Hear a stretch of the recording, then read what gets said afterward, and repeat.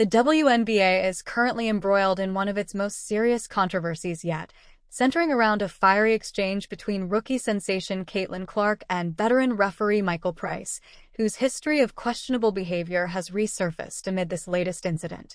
During a recent Indiana Fever versus Connecticut Sun matchup, what began as a calm, professional interaction between Clark and Price quickly escalated when Clark's demeanor shifted sharply, her body language turning from composed to furious in seconds.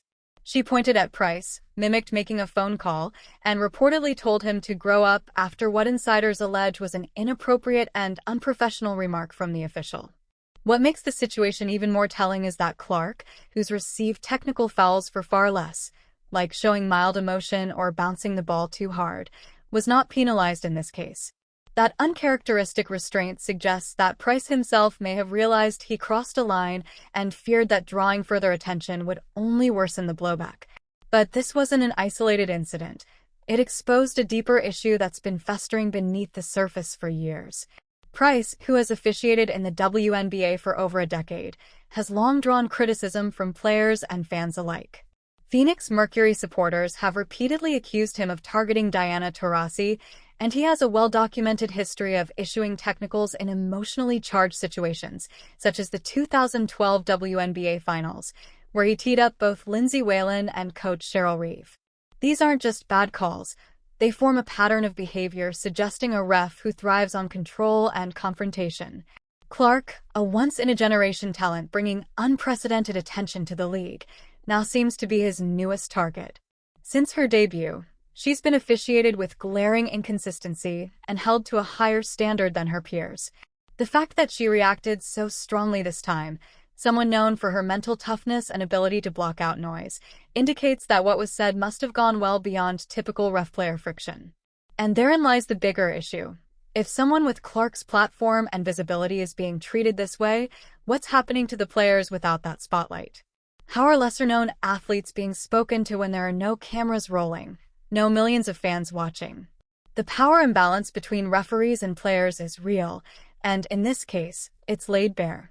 Price's casual shoulder shrug after Clark said she'd report him to the league sent a clear message. He believes he's untouchable.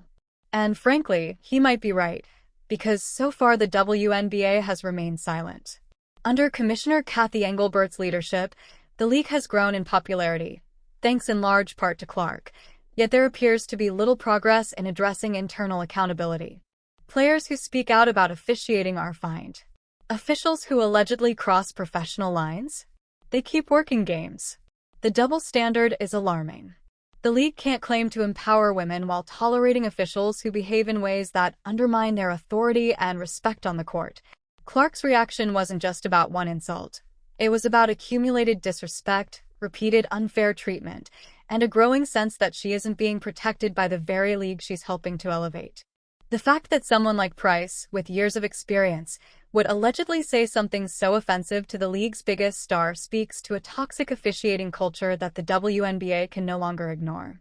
And if the league fails to respond publicly, it sends a message to fans, players, and prospective sponsors that nothing has changed behind the scenes, that professionalism, fairness, and athlete safety are secondary to protecting officials from scrutiny.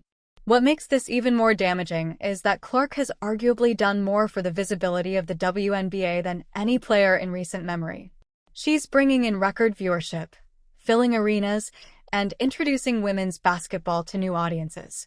Yet instead of being supported, she's being disrespected. And worse, she has to stand up for herself because the league doesn't seem willing to do it. Her decision to confront Price and threaten to contact the league office wasn't just bold, it was necessary. It was leadership.